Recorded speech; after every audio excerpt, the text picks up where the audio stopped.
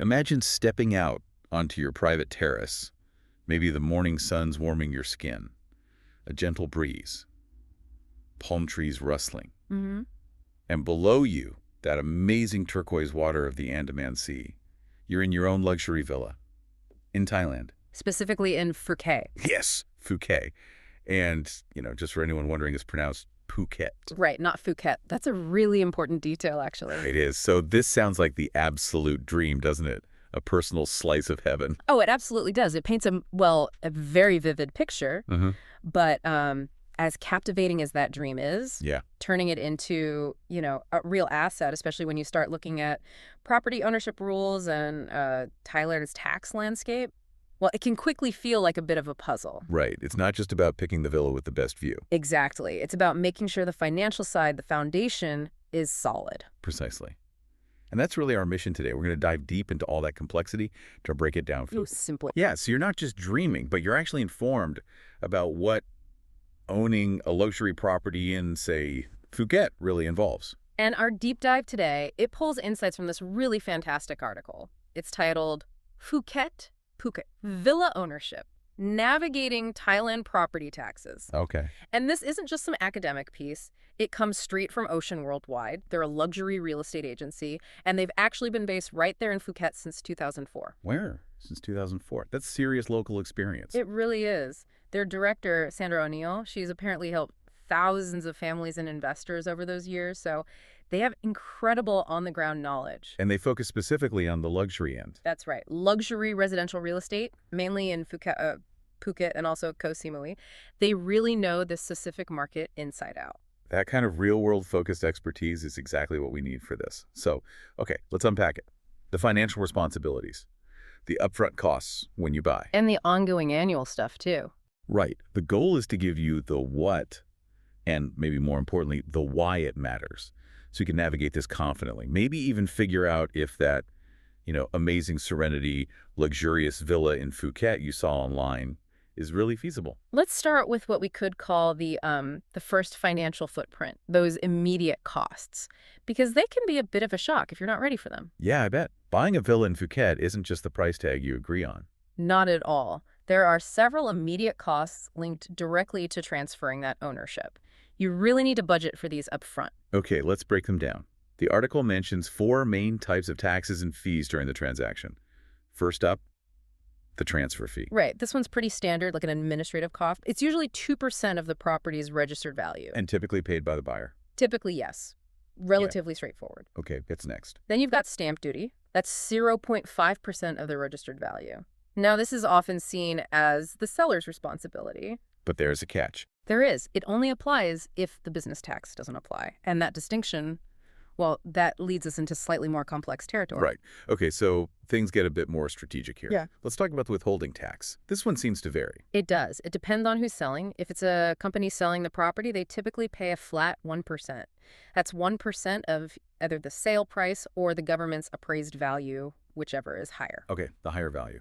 For an individual seller. For an individual, it's a progressive rate. It depends on how long they've owned the property and its value. Right. So the longer they've held it, the higher the value, the bigger this initial tax payment can be. It basically acts as a prepayment against their personal income tax. Interesting. Okay, and the fourth one, the business tax. Yes. And this one can be pretty significant. It's 3.3% of the appraised value or the registered sale value. 3.3%. When does that usually apply?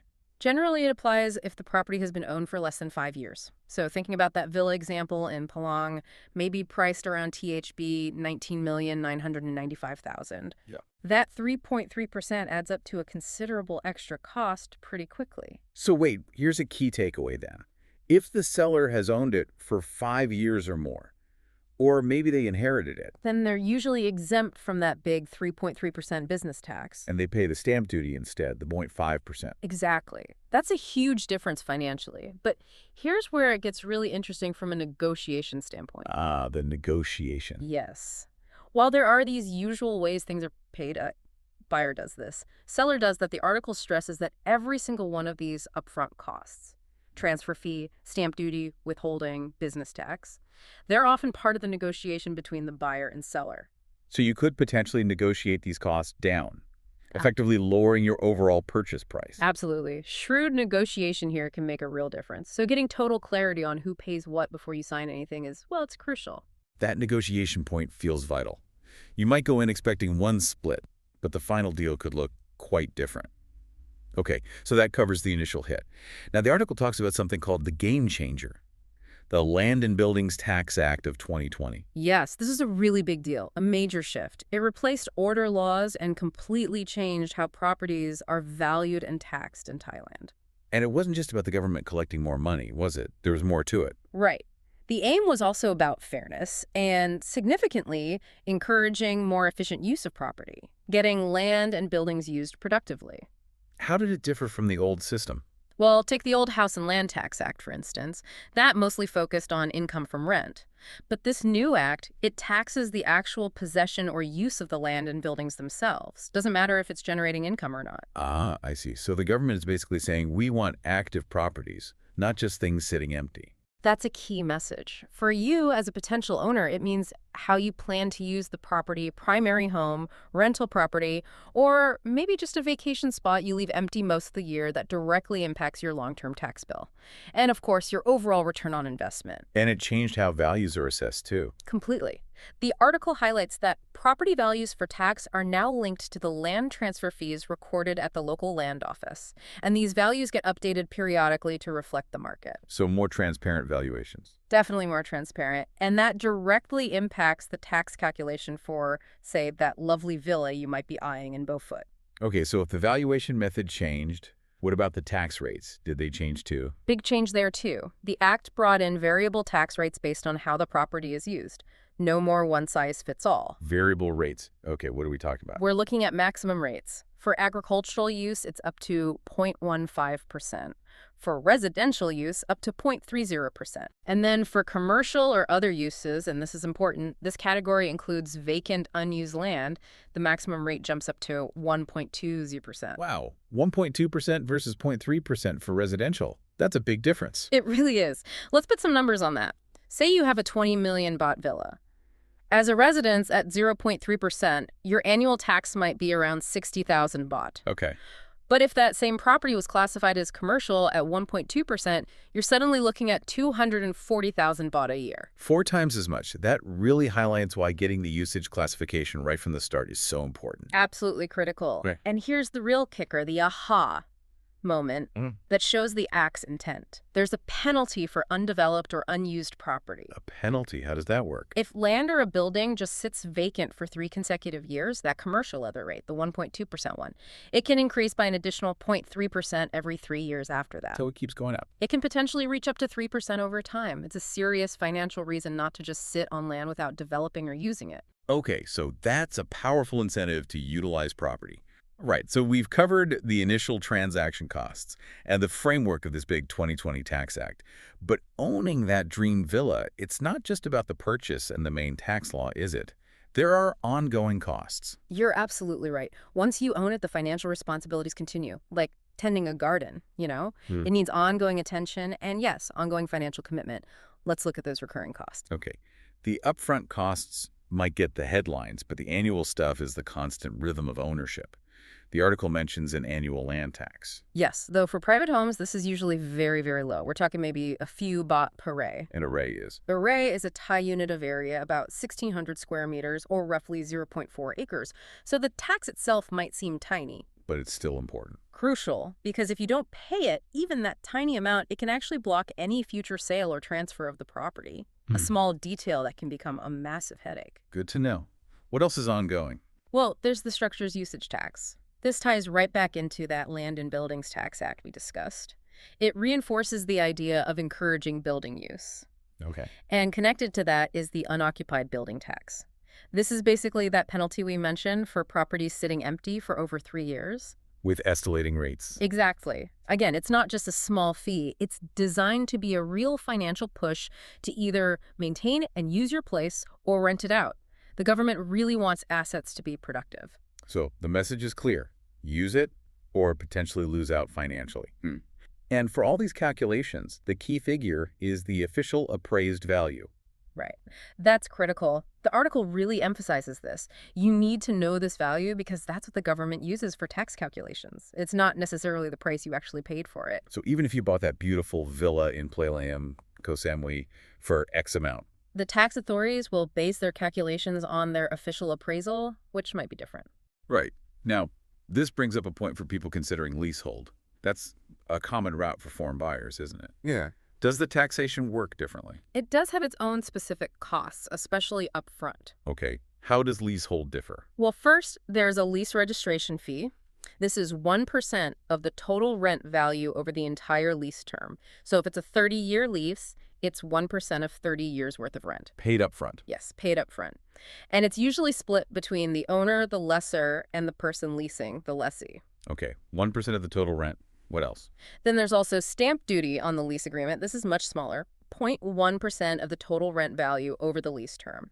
Again, this usually only applies if a specific business tax isn't relevant. Also paid up front. Yes, both the registration fee and the stamp duty are paid right at the beginning when the lease is registered. Can you give an example? Sure, the article uses one, say a 30-year lease where the total rent calculated over those 30 years comes to THB 6,000. The 1% registration fee would be THB 60,000. The 0.1% stamp duty would be THB 6,000. So that's 66,000 baht in upfront government fees on top of any rent payments. Even for that nice 3-bedroom pool villa in Bang Tao they mentioned, these initial lease costs are significant. Right. You need to factor those in from day one. Okay, this is complex stuff. Let's talk about navigating it. You mentioned exemptions earlier and who actually pays what, and of course the big topic of foreign ownership. There is some good news in there too, right? Some breaks. Oh, absolutely. There are some really valuable exemptions and reductions to be aware of. A huge one is the specific business tax exemption. We touched on this earlier. Right. If a seller has owned the property for 5 years or more, or if they inherited it, they generally get out of paying that hefty 3.3% business tax. And pay the 0.5% stamp duty instead. Exactly. A massive saving for the seller, which, can influence negotiations. Definitely. What about for homeowners using the property themselves? Big breaks there, too, for your main home. If you own both the land and the building, and its official appraised value is under 50 million baht, you pay 0 land and building tax on it. Zero tax. 0 tax. And for condos, where you just own the unit, the threshold is 10 million baht value. If your primary residence condo is valued under that, no tax. Oh, and this is but has to be your primary residence. Critically important point. This 0 tax benefit applies only to your main home, not for second homes, not for rental properties or investments, just the one primary residence. Are there other exemptions? Yes. Generally, state properties, religious properties, charitable organizations are exempt. And legal heirs who inherit property might also get some benefits or reductions. So the system does have some nuances to ease the burden in certain cases. Okay. Now, back to that point about who pays what. The article really hammers home that negotiation is key, doesn't it? It really does. While you have those common practices, seller often handles business tax or stamp duty. Buyer often handles the transfer fee, especially in the resale market. It's highly, highly negotiable. So it's not set in stone. Not at all in resales. It might be a bit different with new developer sales, especially off-plan projects, the ones sold before they're built. There, consumer protection laws might mean the developer has to cover more, like the business tax, withholding tax, maybe even half the transfer fee. But on the resale market, it's all up for grabs. Pretty much. It's part of the deal-making. Another common tactic the article mentions is agreeing to register the sale price closer to the government's appraised value, which is often lower than the actual market price you pay. To legally reduce the base for those percentage fees. Exactly. It can legally lower the tax burden for both sides. It's a standard strategic thing people do. So getting good advice here from a reputable realtor like Ocean Worldwide or a lawyer seems essential. It could literally save you thousands. Absolutely essential. Which leads us perfectly into foreign ownership. This is where many listeners might really prick up their ears. What are the unique things foreign buyers need to know about getting that villa in Phuket? Yeah, what are the rules? Okay, first off, the tax rules themselves, the transfer fees, stamp duty, etc., they apply to the property in the transaction, not really based on your nationality. But There's always a but. the structure of how a foreigner owns property is the absolutely critical part because under Thai law, foreigners generally cannot directly own land freehold. Right, I've heard that. So that's why people use different methods. Yeah. What are the common legal ways around that? Well, the main legal routes are 1. Owning a condominium unit. Foreigners can own condo units freehold, but only up to 49% of the total saleable area in any one condo building. Okay, condos are one way. What else? 2. Long-term leases. Entering into a lease agreement, typically for 30 years, often with options to renew or extend. This gives you long-term control and use of the property, even though you don't own the land underneath. A 30-year lease seems pretty common. Any other structures? The third common method is setting up a Thai limited company. The company, being a Thai legal entity, can then own the freehold land. The company owns the land and the foreigner owns shares in the company. Essentially, yes. But setting up and maintaining a Thai company comes with its own set of rules, administrative tasks, and potential tax implications for the company itself. It needs careful management and good advice. Right. It's not just a simple workaround. And what about bringing money into Thailand for the purchase? Crucial point. The article highlights that for any transaction over 20,000 US dollars, you absolutely need proof that the funds came from overseas. This is usually done via a foreign exchange transfer form, or FETF, issued by the receiving bank in Thailand. It's a core compliance step. Good to know. And if you rent out your villa, any income tax. Yes, definitely. Any rental income you earn from your Thai property is subject to Thailand's progressive income tax rates, just like any other income earned here. So it really sounds like getting professional advice is non-negotiable, especially for foreigners. Couldn't agree more. The article is crystal clear on this. You need good legal and tax advice, not just for compliance and avoiding penalties, and the penalties can be steep, like a 40% penalty on overdue tax, plus a 1% per month surcharge. Yeah, but also just to make smart investment decisions. When you're looking at something like that Serenity luxurious villa in Phuket, spending a bit on the right advice up front is really an investment in protecting your much larger investment and ensuring your peace of mind. Absolutely. So let's try and wrap this up. For you, the potential luxury villa owner in Phuket, what's the bottom line? It seems clear that owning property there, while amazing, involves really understanding a multi-layered tax system. Definitely. You've got those initial transaction fees, the transfer fees, stamp duty, withholding tax, maybe that big business tax. Then there's the whole framework of the 2020 Land and Buildings Tax Act, with its variable rates depending on how you use the property. Plus the ongoing annual costs, even if some are small, like the land tax. And the specific rules for leaseholds, and perhaps most importantly for many listeners, navigating those foreign ownership structures correctly. But, looking at the bigger picture, while it sounds complex and parts of it are with the right information, like we've tried to show today from that Ocean Worldwide article. And with good professional guidance. Exactly. From experts who know the local scene, like Sandra O'Neill and her team, it is absolutely manageable. The aim here isn't to put you off the dream. No. It's really to empower you, to give you the knowledge to make informed, confident decisions. Well said. So maybe the final thought to leave you with today is this. Knowing about these nuances, the different ownership structures, the tax rules, the importance of compliance, especially in a place as desirable as Phuket, how does that maybe change your idea of a dream investment there? And what steps would you now prioritize to make sure you get both that incredible luxury experience and a financially sound investment? Something to think about.